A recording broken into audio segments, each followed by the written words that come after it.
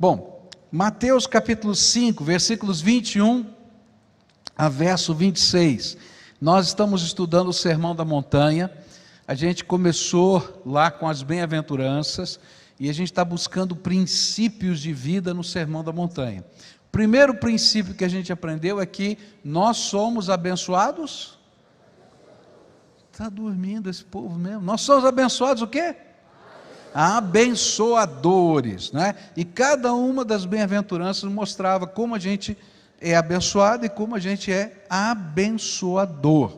O segundo princípio que a gente aprendeu foi que nós somos os profetas de Deus nos dias de hoje, tá?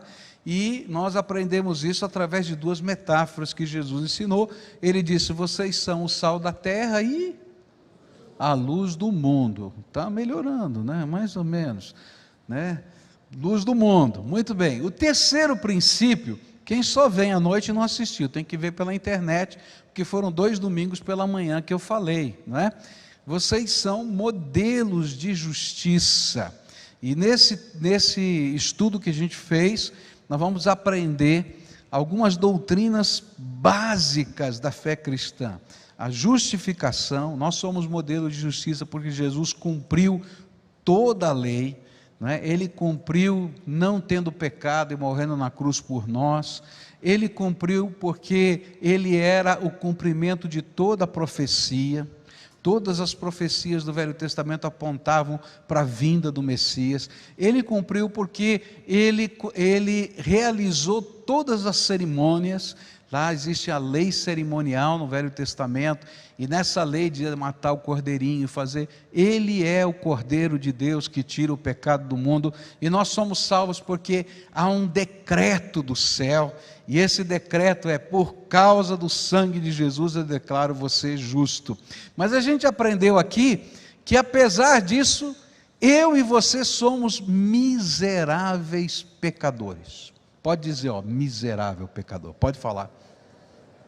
Agora escuta, porque você também é, e eu também. Marcílio, o que você é?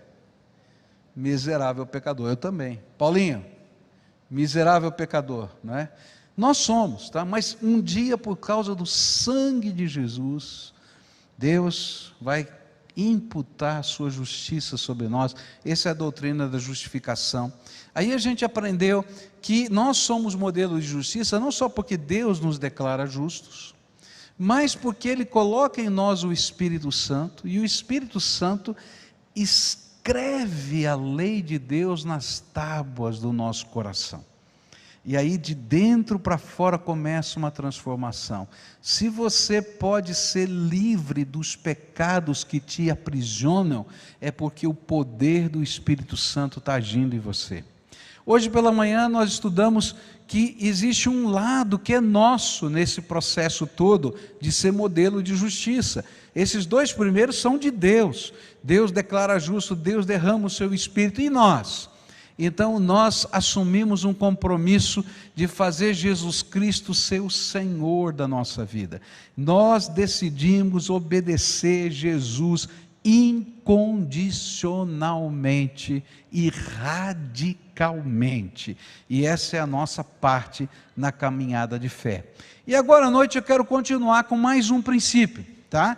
E esse princípio se encontra em Mateus 5, versículos 21 a 26, onde diz assim: vocês ouviram o que foi dito aos seus antepassados: não matarás, e quem matar estará sujeito a julgamento. Mas eu lhes digo que qualquer que se irar contra o seu irmão estará sujeito a julgamento. Também qualquer que disser a seu irmão racá será levado ao tribunal. E qualquer que disser louco corre o risco de ir para o fogo do inferno. Portanto, se você estiver apresentando sua oferta diante do altar e ali se lembrar de que seu irmão tem algo contra você, deixe a sua oferta ali diante do altar e vá primeiro reconciliar-se com o seu irmão e depois volte e apresente a sua oferta.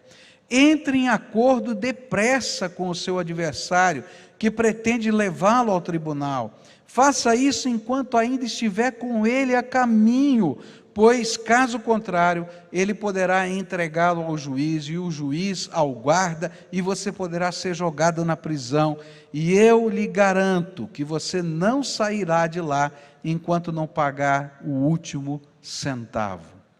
Pai querido, ajuda-nos a compreender a Tua palavra, e aplica, Senhor, essa palavra à nossa vida. Ó Pai, nós não queremos apenas ser conhecedores da palavra, nós queremos experimentar o poder da Tua palavra, que é viva e eficaz dentro da nossa vida. Então ajuda-nos, Senhor, a enxergar o que essa palavra tem comigo, e que a gente possa viver, Senhor, a Tua vontade. Esse é o nosso desejo e a nossa oração, em nome de Jesus. Amém e amém. Ao começar esse novo parágrafo, Jesus inaugura uma nova sessão desse capítulo 5 aqui, do primeira parte do Sermão da Montanha. E ele tem como foco exemplificar como a justiça que provém da santificação e que excede o modelo dos escribas e fariseus se dá nos nossos corações. E ele vai usar uma forma para dizer quais são os exemplos. Então ele disse, olha, vocês são modelos de justiça, a justiça de vocês tem que ser maior que a justiça dos escribas e fariseus, e agora eu vou explicar como é isso na prática.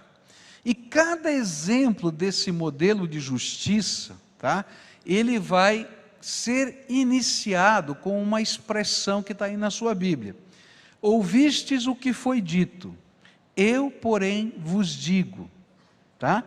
Cada vez que no capítulo 5 aparece essa frase, ouvistes o que foi dito, eu, porém, vos digo, Jesus está dando um exemplo de como a lei de Deus, ela é vivenciada no coração de alguém que tem a lei escrita no coração, de alguém que tem o Espírito Santo. E a gente vai compreender a vontade de Deus. Não é que Jesus está escrevendo uma nova lei. Isso é muito importante. Não, agora caiu a lei do Velho Testamento. Não, a Bíblia não diz isso. Jesus veio cumprir toda a lei. Tá? Mas o que ele está dizendo agora é, eu quero que vocês entendam o propósito de Deus quando disse essas coisas. A intenção do Senhor para a sua vida. Isso acontecia porque os escribas e fariseus, eles estavam muito preocupados com a forma externa do cumprimento da lei. Então, por exemplo, quando falava do sábado, não é?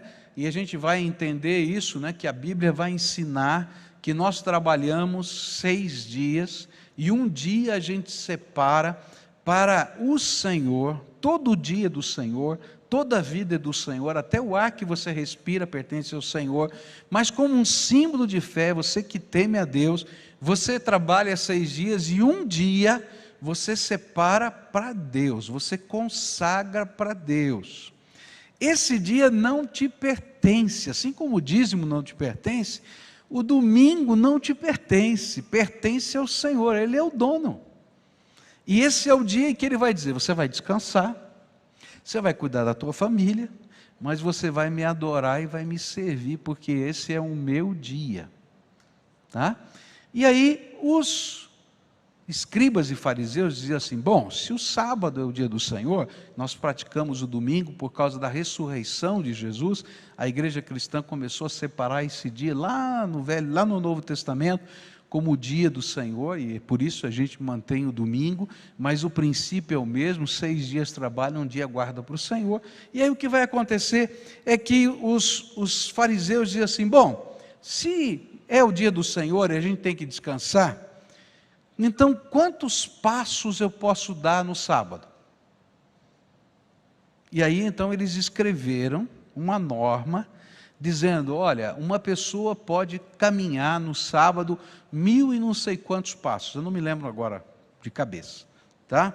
E aí ele contava, ele acordava de manhã e dizia, primeiro passo, segundo passo, terceiro passo, até o final do dia ele tinha que estar naquele número. Quando chegava no número próximo, ele corria para sentar, porque ele não podia andar mais, tá? Agora, onde está na Bíblia que a gente tem que caminhar 1000 e tantos passos? Não existe. Não é? Então, o que Jesus estava pegando, colocando isso em xeque, é que não é esse rigor com a forma da lei que importa para Deus. O que importa é o rigor do espírito da lei dentro do nosso coração. E cada vez que ele vai dizer assim, ouvistes o que foi dito, eu, porém, vos digo, ele vai dar um exemplo desse rigor com que a gente busca servir a Deus, mas no espírito da lei, no espírito da justiça de Deus. Então, primeira coisa que a gente vai aprender nesses versículos que a gente leu, é que o que importa para Deus é que nós nos tornemos, e esse é o próximo princípio, você é ministro da reconciliação. Fala aí para quem está perto de você. Você é ministro da reconciliação. Palavra-chave aqui. Reconciliação. Ministro da reconciliação. Ok. Por que isso? Tá? Por que nós somos ministros da reconciliação? Versículos 21 e 22 vão dizer assim: vocês ouviram o que foi dito aos seus antepassados, não matarás, e quem matar estará sujeito a julgamento, mas eu lhes digo que qualquer que se irá contra o seu irmão, estará sujeito a julgamento, e também qualquer que disser ao seu irmão, racar, será levado ao tribunal, e qualquer que disser louco, corre o risco de ir para o fogo do inferno. Primeira razão por que você precisa ser ministro da reconciliação nessa terra, é porque o Senhor não julga somente os atos, mas Ele julga as intenções, os pensamentos, os sentimentos do nosso coração. O Senhor não está olhando só por aquilo que você faz ou deixa de fazer, Ele está olhando para aquilo que você carrega aí dentro da sua alma. E o exemplo que Jesus vai usar aqui, à primeira vista parece o mais simples e o mais tranquilo de todos. Tem algum assassino aqui? Tem alguém? Você já matou alguém? Se tem, levanta a mão. Acho que não tem nenhum assassino aqui, né? Jesus fez isso de propósito. Todo mundo estava achando que não era assassino. Tá?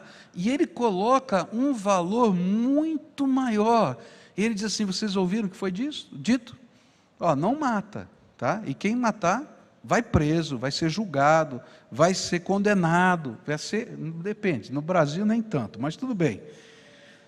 E a intenção era fazer um contraste na mente e nos ouvidos das pessoas, mostrando o verdadeiro sentido da lei, que era não só fazer ou não fazer, mas envolvia as motivações mais profundas da alma.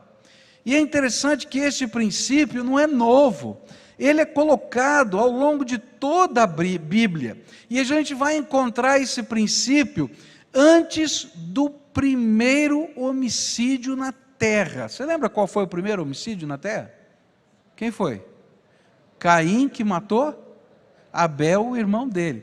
Olha só o que Deus vai falar para Caim antes de acontecer o homicídio. Gênesis 4, versículos 6 e 7, a Bíblia diz assim: então o Senhor disse: por que você está com raiva? Por que anda carrancudo? Se tivesse feito o que é certo, você estaria sorrindo, mas você agiu mal, e por isso o pecado está na porta, à sua espera. Ele quer dominá-lo, mas você precisa vencê-lo. Isso ele fala antes de Caim e matar Abel. Ele diz: olha, toma cuidado com a ira que está aí no teu coração, porque um pecado maior está na porta. Você vai acabar matando o seu irmão. O primeiro homicídio aconteceu primeiro no coração de Caim, que se encheu de inveja. A inveja é porque Deus aceitou a oferta do seu irmão e não aceitou a dele. E se encheu de ira, porque agora o culpado não é Deus, é o irmão que tomou o lugar dele. E se encheu de rancor. E aí pensamentos ruins vieram na sua mente. Por isso o Senhor vai nos ensinar que estes sentimentos, quando abrigados em nossos corações, são vistos por Deus como homicídio.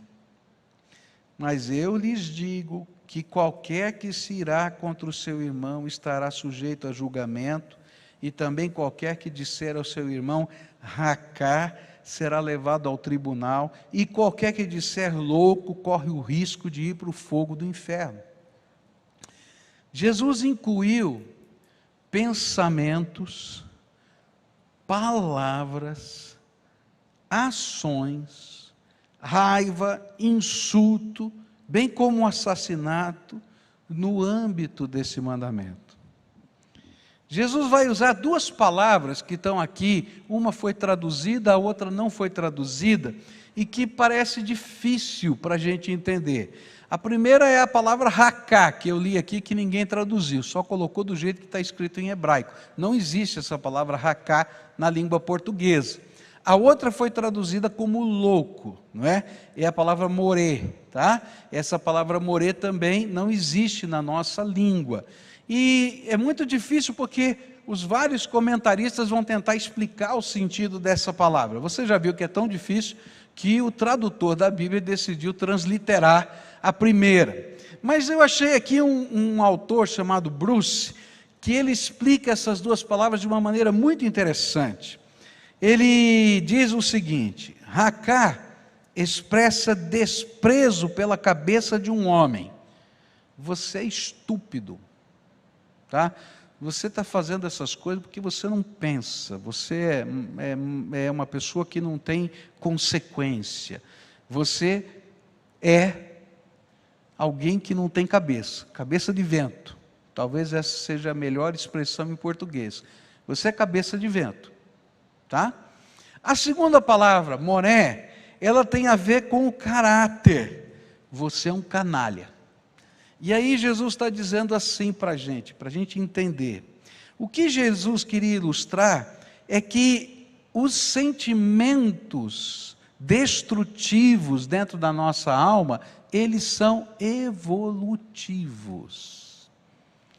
Primeiro você tem uma dor. Eu me sinto machucado por alguém. Depois eu tenho raiva. E essa raiva é ira dentro de mim. Depois eu desejo ferir essa pessoa porque ela me feriu. E eu uso palavras.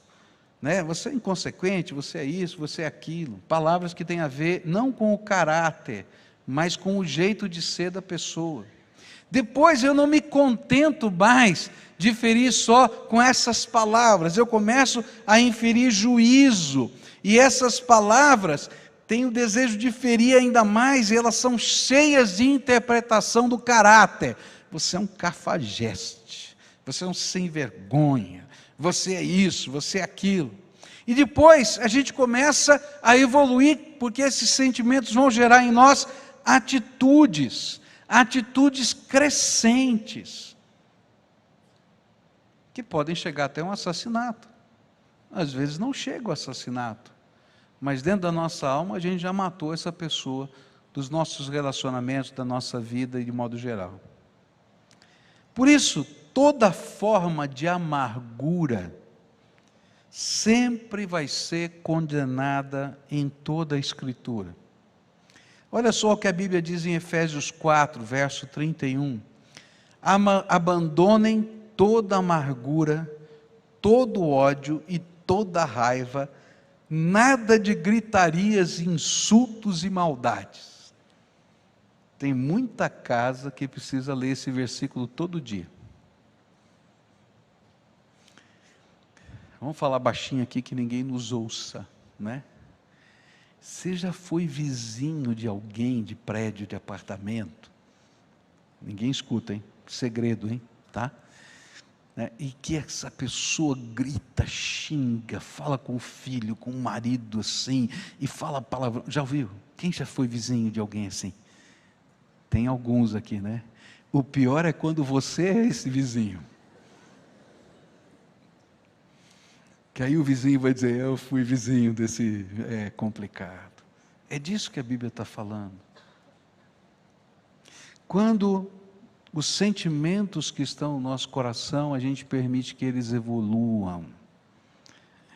E o interessante é que eles não fazem mal só para a pessoa que está lá do outro lado. Elas fazem mal, esses sentimentos fazem mal para a gente. E a palavra de Deus está dizendo que esses são os sentimentos que geram males maiores. Por isso a Bíblia vai falar em Tiago 3, versículos 14 a 16, mas se no coração de vocês existe inveja, amargura, egoísmo, então não mintam contra a verdade, gabando-se de serem sábios. Essa espécie de sabedoria não vem do céu, ela é deste mundo, é da nossa natureza humana e é diabólica. Pois onde há inveja e egoísmo, há também confusão e todo tipo de coisas más. Uau! Está entendendo? Se você guarda a dor, a amargura, a ira e permite que ela se aninhe no seu coração, pode ter certeza que coisas ruins vão acontecer na sua vida. Você vai produzir coisas ruins e você vai viver coisas ruins. Hebreus 12:15 vai dizer: tendo cuidado de que ninguém se prive da graça de Deus e de que nenhuma raiz de amargura brotando vos perturbe e por ela muitos se contaminem. É interessante que o autor de Hebreus, ele está dando a ideia para a gente que a gente plantou um brotinho, uma raiz, e essa raiz que está lá plantada, escondida na terra, ela vai brotar, ela vai crescer, e à medida que ela vai crescendo, ela vai espalhando a dor e o mal. Por isso, você precisa ser ministro da reconciliação, porque se você não for um ministro da reconciliação na sua vida, você vai permitir que esse mal esteja crescendo dentro da sua alma. Alguns sentimentos e intenções precisam ser banidos em nossos corações. Se Jesus é o Senhor dos nossos corações, e a lei dele está escrita em nós, então a ira não pode passar de uma noite. A Bíblia diz assim: não se ponha o sol sobre a vossa ira. A ira é alguma coisa que vem espontaneamente dentro da gente. É impossível você não sentir raiva, é isso que a Bíblia está dizendo, tá? Vai acontecer alguma coisa, né?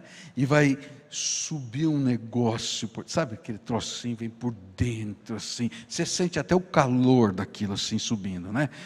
Vem aqui assim, sobe na cabeça aquela ira, né? Se você é italiano, pior ainda, aquilo vem. Eu não sei por que a raça influencia tanto, né? Mas aquilo vem, tá?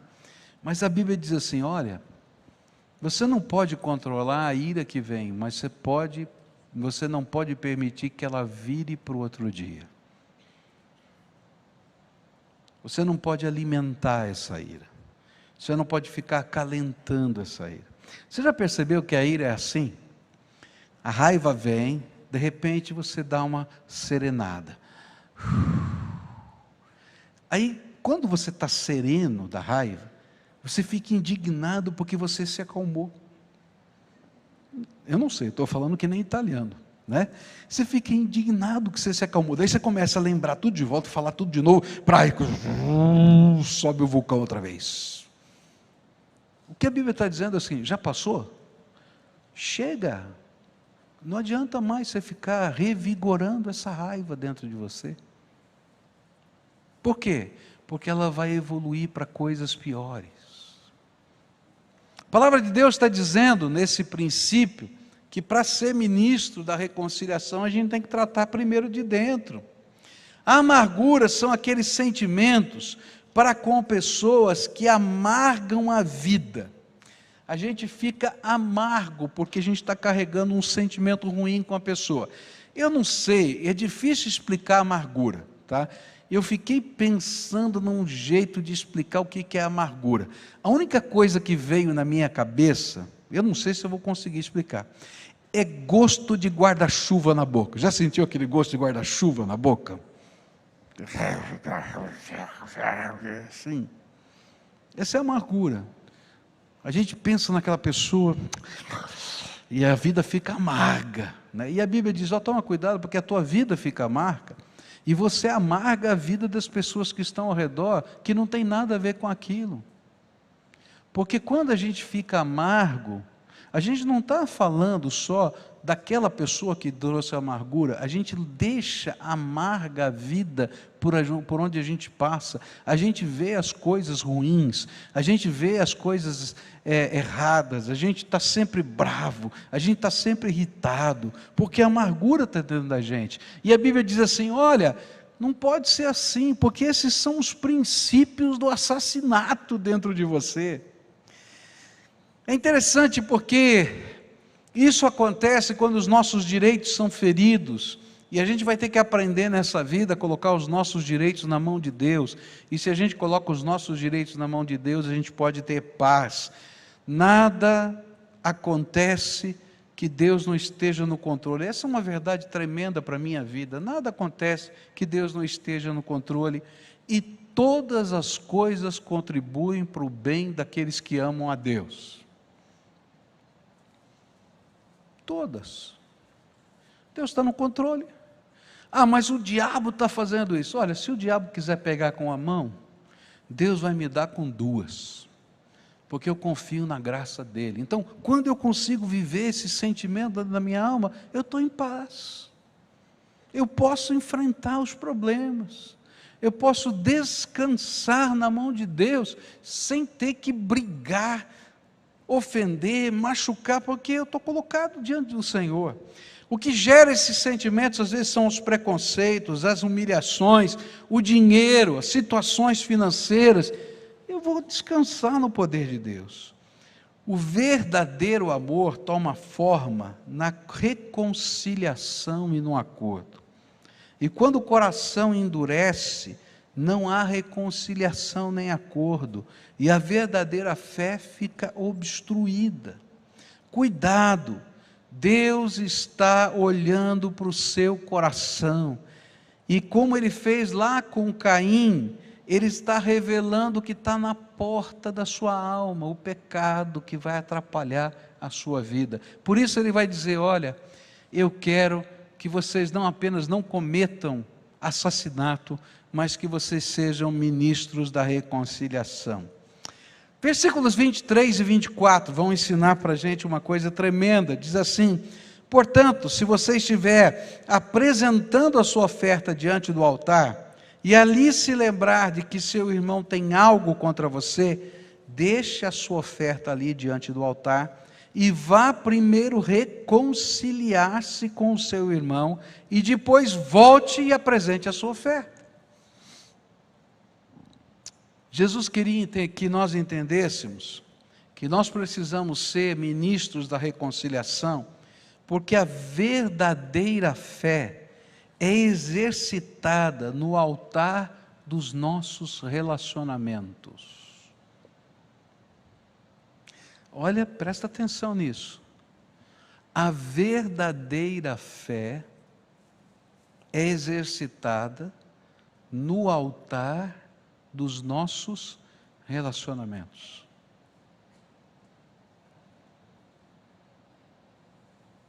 Tem muita gente imaginando que fé é uma coisa meramente individual, privada, que a gente vive no quarto. Mas a Bíblia vai dizer que ela sai do quarto, porque ela entrou no nosso coração e tem que entrar na nossa vida no dia a dia, quando a gente está se relacionando com as pessoas. E olha como Jesus coloca isso de uma maneira forte, isso é contundente. Jesus queria que nós entendêssemos a seriedade desse valor, e por isso Ele colocou o que era naquele tempo o mais elevado momento de um culto, quando o adorador levava o seu animalzinho, a sua oferta de cereais, vinho ou azeite, para ser queimada no altar. É preciso que a gente entenda o que está acontecendo. Em Israel todo só havia um templo. Pelo menos uma vez por ano se fazia uma peregrinação até o templo. Então eles viajavam para aquele templo. É preciso que a gente entenda, né, que naquele momento da história, Israel não era muito grande, tá? Ele tinha mais ou menos 160 quilômetros de comprimento por mais ou menos 60 de largura. Então era alguma coisa viável, pelo menos uma vez por ano, você fazer uma peregrinação, mesmo que você estivesse num extremo, porque Jerusalém está no meio. Então, se você estivesse num extremo, você estaria andando aí em torno, no máximo, aí de 80 quilômetros, mais ou menos isso. Durante os dias, durante as semanas, eles adoravam a Deus, nas suas vilas, nas suas casas.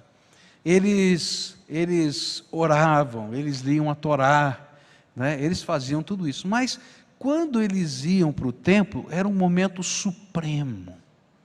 E eles levavam o seu animalzinho, que era a oferta para perdão dos pecados. Ou eles levavam uma oferta de gratidão a Deus. As ofertas de gratidão, elas eram, se fosse um animal, eles eram queimados, não, eles eram assados no altar, e você comia junto com a família, dizendo os motivos da ação de graças. Havia ofertas que eram derramadas sobre o altar, o vinho e o azeite eram derramados sobre o altar, a farinha era levada também para o altar, para abastecimento. Aquilo era oferta, era momento de suprema devoção. Agora, olha só o que o Senhor vai dizer.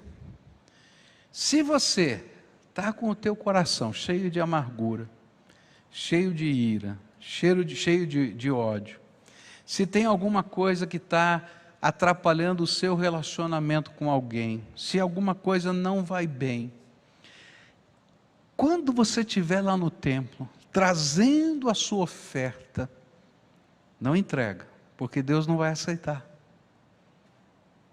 Deixa de lado, sai dali, resolve o teu problema com o teu irmão, depois você volta e continua a fazer o que você estava fazendo. Jesus estava dizendo que se esta pessoa não estivesse disposta a se reconciliar, a oferta não teria sentido. Por isso ele manda que fosse deixado de lado no altar e que procurasse o irmão para reconciliação. E é interessante notar que um dos autores que eu li, chamado Pentecoste, ele disse o seguinte, que nesse primeiro incidente aqui, o ofertante parece ser inocente, não é ele que causou o problema. Parece que a ideia que Jesus está dando é que quem causou a confusão não foi ele, foi o outro. Mas se ele souber que o seu irmão está irado com ele, ele não tem também o direito de trazer a oferta. Por isso, muito embora ele fosse inocente, Deus coloca sobre ele a responsabilidade de corrigir o erro. Deus não está dizendo aqui para esperar que o irmão irado venha e endireite a situação. Deus diz que se a pessoa sabe que alguém não comunga com ela, cabe a essa pessoa procurar a reconciliação. Isto porque o altar da fé é exercitado no altar dos relacionamentos, pois as pessoas são mais importantes para Deus do que qualquer coisa, inclusive as expressões da nossa religiosidade. A grande lição é que os nossos relacionamentos revelam que tipo de fé e que tipo de justiça nós praticamos. Se ela é parecida com a dos fariseus, ela vai ser bonitinha. A gente está aqui de terno, gravata, bonitinho, veio no culto, tudo maravilhoso, entregou o dízimo, fez tudo certinho, participa da ceia do Senhor, que maravilha. mas a vida está uma confusão dentro da alma e os relacionamentos estão uma bagunça. Aí o Senhor vai dizer, não funciona, filho, vai lá e resolve. Ou é parecida com Jesus. E aí é que está a grande questão. A nova vida que Deus nos dá, quando Ele nos faz templo do Espírito Santo, é para a gente ficar parecido com Jesus. E o que aconteceu com Jesus quando Ele estava quase morrendo na cruz? Uma das palavras que Jesus, uma das frases que Jesus vai dizer na cruz, você lembra dela? Pai, perdoa-os, por quê? Não sabem o que fazem. Olha só que coisa tremenda. Deus está dizendo assim, ó, se você disser, ô cabeça de vento, você não está sabendo o que você está fazendo. Deus está dizendo, está tudo errado. Agora se você diz, Pai, perdoa porque Ele é um cabeça de vento, você está fazendo tudo certo. Olha que coisa doida. Por quê? Uma quer machucar, a outra quer construir. Tremendo, né? Última coisa que eu quero deixar com vocês, né? Antes disso, eu queria contar uma historinha para vocês.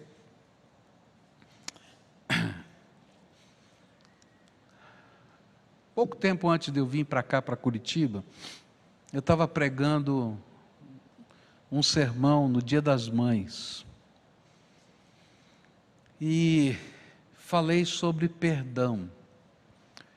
Sabe por quê? Porque muitos problemas a gente atravessa na vida. Todos nós atravessamos problemas de várias naturezas diferentes. Mas se tem um problema que marca a vida da gente, é quando nossos relacionamentos dentro da nossa casa se quebram. E é triste dizer, mas tem filhos que não conversam com pais, tem pais que não conversam com filhos, tem irmãos que não se conversam há muitos anos. Eu conheço vários.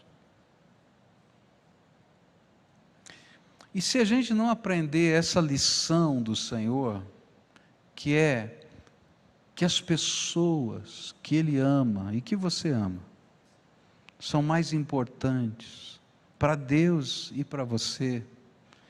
E se a gente não estiver disposto a pagar o preço, porque perdoar, queridos, é pagar a conta inteira e não cobrar mais.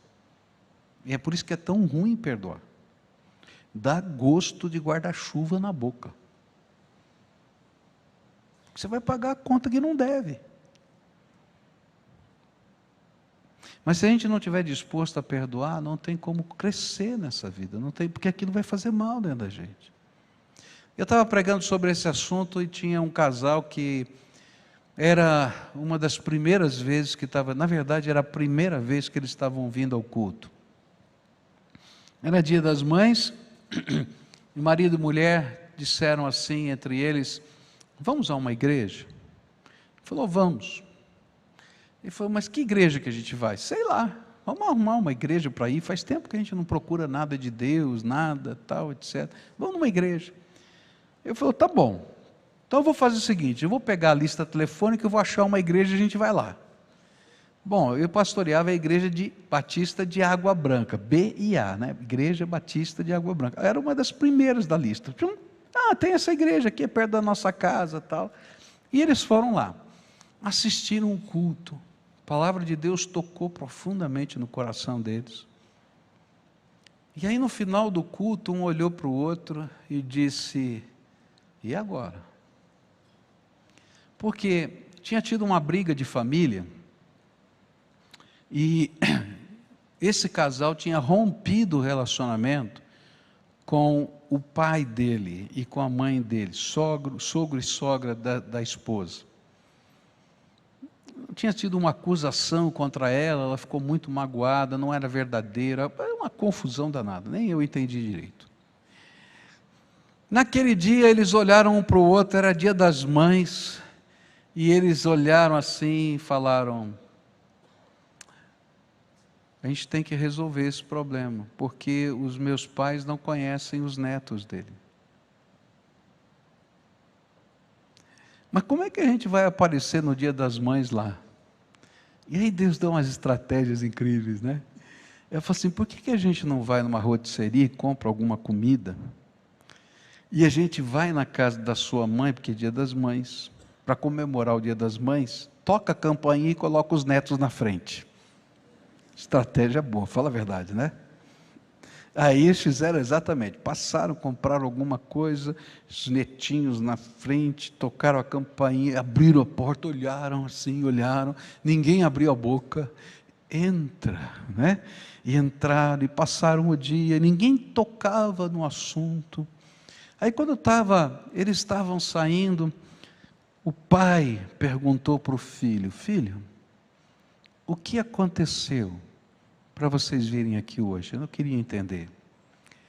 E ele contou a história, nós estávamos em casa, tal, lista telefônica, igreja, e nós ouvimos, viemos aqui. E ele disse assim, e vocês vão voltar lá? Hoje à noite nós vamos voltar lá. Eu quero ir nessa igreja, porque eu quero conhecer esse Jesus que promove reconciliação. Está entendendo?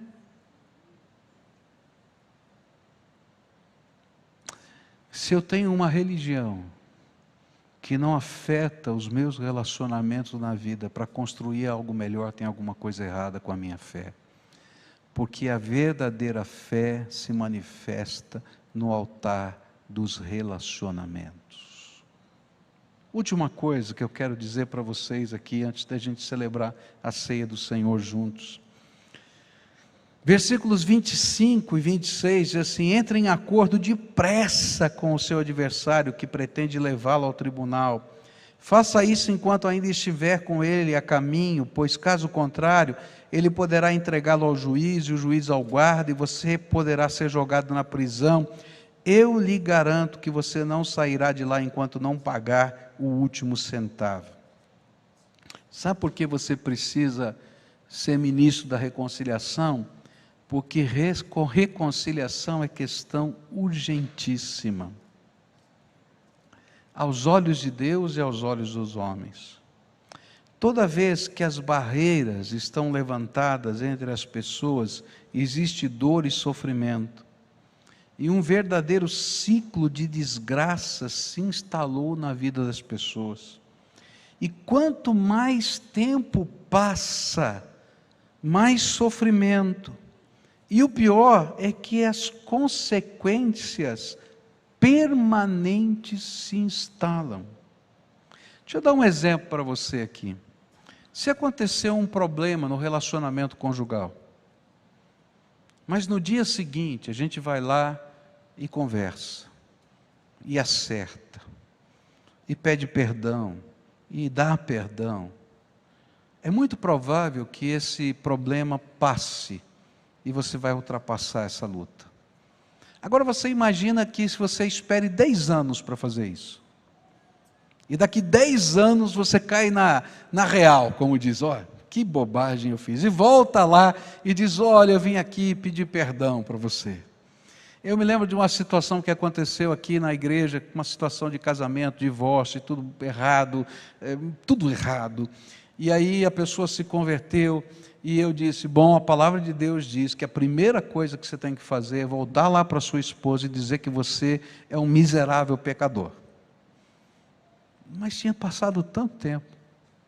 E ele foi lá, falou com a esposa, falou com os filhos, eu fiz tudo errado, quero pedir perdão, Jesus entrou na minha vida. A esposa disse, que bênção, que maravilha, fico feliz que você botou a mão na consciência, está acertando a tua vida, mas meu filho, a minha vida andou. Tudo bem, que bom, fico feliz, mas segue a tua vida, porque eu vou seguir a minha vida, porque 10 anos se passaram. Você está entendendo? Reconciliação é coisa urgente, porque quanto mais tempo passa, mais se solidificam as posições na nossa vida. As dores da família filhos e pais, irmãos, amigos, colegas de trabalho, quanto mais tempo passa, pior vai ficando, a dor se sedimenta e a solução vai ficar mais difícil, vai exigir maior flexibilidade ainda de parte a parte. Por isso a palavra-chave aqui é acordo urgente, depressa faça um acordo. A ideia do acordo reflete que duas pessoas cedem os seus direitos em parte para que uma solução mais rápida do que o tribunal seja encontrada. E isso fica mais forte se concordarmos com esse autor Pentecoste. Esse autor ele vai dizer que nos versículos 25 e 26, parece que Jesus está colocando o culpado. Lá nos versículos anteriores é o inocente. Tá? Mas agora ele está colocando o culpado. Ele fez algo para ofender o seu irmão, provavelmente algo na área financeira, ficou devendo dinheiro e não pagou, e assim este se tornou seu adversário. O homem está em dívida, e porque foi infiel no cumprimento da sua obrigação, deixou o outro com raiva, e o nosso Senhor obrigou-nos a remover a raiva, a causa da raiva do coração das pessoas, antes que graves complicações surjam. E nessa mesma linha de pensamento, Paulo vai escrever assim: a ninguém fiqueis devendo coisa alguma, exceto o amor com que vos ameis uns aos outros. Não deva nada a ninguém a não ser o amor. Reconciliação é urgente e exige prática, fé prática, amor que reflete a graça de Deus e a flexibilização dos nossos direitos. Isso porque as consequências naturais serão cada vez maiores. Aqui é uma coisa importante que a gente precisa entender. Perdão não significa que as consequências naturais dos nossos erros nos atinjam. Às vezes a gente imagina, porque a gente está buscando perdão, que não vai haver consequência. Mas não é assim que funciona na vida, querido. Tem consequência. Tem consequência. Os nossos atos têm consequência. Eles afetam a nossa vida. O perdão vem e restaura os sentimentos, mas as consequências vêm. E é por isso que o Senhor vai dizer assim: olha, faz o acordo para que as consequências sejam menores. Porque se você não fizer o acordo, você vai ter que pagar até o último centavo e ainda ficar na cadeia, porque naquele tempo dívida dava cadeia. Tinha duas formas de você tratar com o devedor, tá? A primeira é que você falava isso na justiça, e a justiça determinava que um verdugo fosse o cobrador. Sabe o que era o verdugo? Ele ia lá e dizia assim: qual é o pagamento de hoje? Ele dizia: não consegui pagar. Pegava a vara e dava 10 chibatadas. Aí ele voltava, e aí? Não tenho nada, mais 10 chibatadas. E assim ia acontecendo, até que o juiz dissesse: olha, não tem jeito, esse cara não acerta nada, põe na cadeia, até que a família consiga pagar a dívida. Esse era o que acontecia na lei daquele tempo, tá? E Jesus está dizendo isso: ó, toma cuidado, faz o acordo logo, antes que as consequências fiquem piores. Então, quando a gente machuca alguém, tem consequência. E quando a gente acerta, não significa que não vai ter alguma consequência, mas eu vou minimizar aquelas consequências. Por exemplo, se você teve uma traição dentro do casamento, e você tenta a reconciliação, você confessa o seu pecado, você acerta a sua vida, tal, ótimo, há reconciliação, mas qual vai ser a consequência? Desconfiança. E agora? E você vai gastar bastante tempo para dizer: continuo falando a verdade. E não adianta ficar bravo. porque é consequência. Mas ele não perdoou, ela não perdoou? Perdoou. Mas tem coisa que está precisando de um tempo dentro da nossa alma. Por isso a Bíblia diz assim: corre, corre, faz o acordo, corre, não espera, corre, corre, antes que as consequências fiquem mais difíceis. Por isso Jesus diz assim: olha, eu lhe garanto que você não sairá de lá enquanto não pagar o último centavo. Faz o acordo, corre. Deus nos fez ministros da reconciliação. E Ele espera de nós mais do que expressões da sua religiosidade, como uma atitude prática da fé, que reflita o Deus da reconciliação na nossa vida. Pai nosso que estás nos céus, disse o Senhor Jesus, né? Perdoa os nossos pecados. Como é que é? Não lembra mais, não? Perdoa os nossos pecados. Eu acho que você não lembrou, não. Vamos de novo. Perdoa os nossos pecados. Uau! Se Jesus usar esse critério com você, como é que vai ser? Se o Senhor falar assim para você: filho, só vou perdoar o seu pecado quando você aprender a perdoar o outro, tu vai para o inferno. Tem gente que diz assim: não sou Deus para perdoar. Você já ouviu essa? Eu já. Sou Deus, quem dá perdão é Deus. Mas se você não aprender a dar perdão, Deus não dá perdão para você. Corre, corre, porque Deus fez de você ministro da reconciliação. Nós vamos agora celebrar a ceia do Senhor, e a ceia do Senhor é o memorial supremo da reconciliação. Eu acho que tudo aquilo que a gente falou aqui hoje está retratado nesse memorial. A Bíblia diz que não há uma pessoa que busque a Deus, que Deus não tivesse buscado essa pessoa primeiro. Aquele que não tem pecado, aquele que não fez nada de errado, foi aquele que correu para buscar-nos antes do dia do julgamento. E quando a gente tomar desse pão e beber desse vinho, a gente vai estar lembrando disso.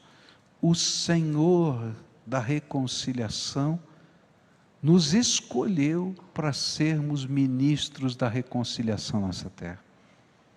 E Ele disse: olha, antes de fazer a sua oferta no altar, antes de deixar a sua oferta, antes de você tomar da ceia do Senhor, antes de você tocar um instrumento, antes de você cantar no coro, antes de você levantar-se para cantar um hino de adoração e louvor, reconcilie-se com o seu irmão.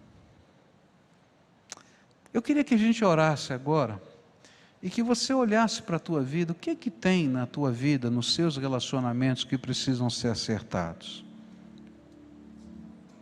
Agora lembra, a gente procura reconciliação, sabendo que às vezes as consequências vão acompanhar a gente e a gente vai persistir nessa postura de reconciliação. Porque assim é a vida. Mas é vontade de Deus que a gente continue buscando essa reconciliação. Então curva a tua fronte agora, e é uma oração que Deus quer que você faça, que eu não posso fazer por você. O que existe dentro da tua alma fazendo barreiras, quebrando, e que precisa ser trabalhado.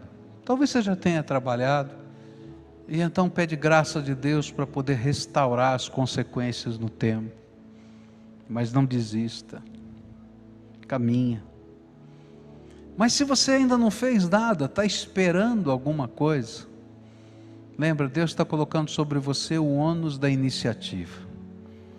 Quem sabe hoje seja o dia de comprar uma comida e chegar na casa, eu não sei se com os netinhos ou não na frente, mas dá um passo nessa direção, porque Deus te fez ministro da reconciliação. Pai, nessa hora, quando vamos nos preparar para celebrar a ceia do Senhor, e que ouvimos que o Senhor, que veio para reconciliar o homem com Deus, espera de nós, assim como de uma maneira tão forte o assassinato é algo horrendo, o Senhor coloca diante de nós que a ira, a amargura, a dor não resolvida, o perdão não liberado, é algo horrendo aos teus olhos. Por isso eu quero te pedir, Senhor, ouve a oração do teu povo que aqui está, e manifesta, Senhor, graça. Ajuda-nos, Senhor, a promover reconciliação, a trabalhar pela reconciliação, a caminhar nessa reconciliação, a aceitar as consequências, mas sem que isso seja peso para que a gente coloque o input dor ou mal sobre os outros, mas que o Senhor esteja nos guiando. Fica conosco, Pai, e ajuda-nos a sermos ministros da reconciliação. Amém e amém. Se tem alguém que você precisa acertar alguma coisa, se esse alguém está em casa, não deixa passar hoje. Não deixa passar hoje, porque o diabo vai roubar essa semente do teu coração. Se está longe, pega o telefone, o Skype, qualquer coisa, mas não deixa passar hoje. Leva a bênção de Deus para a tua casa.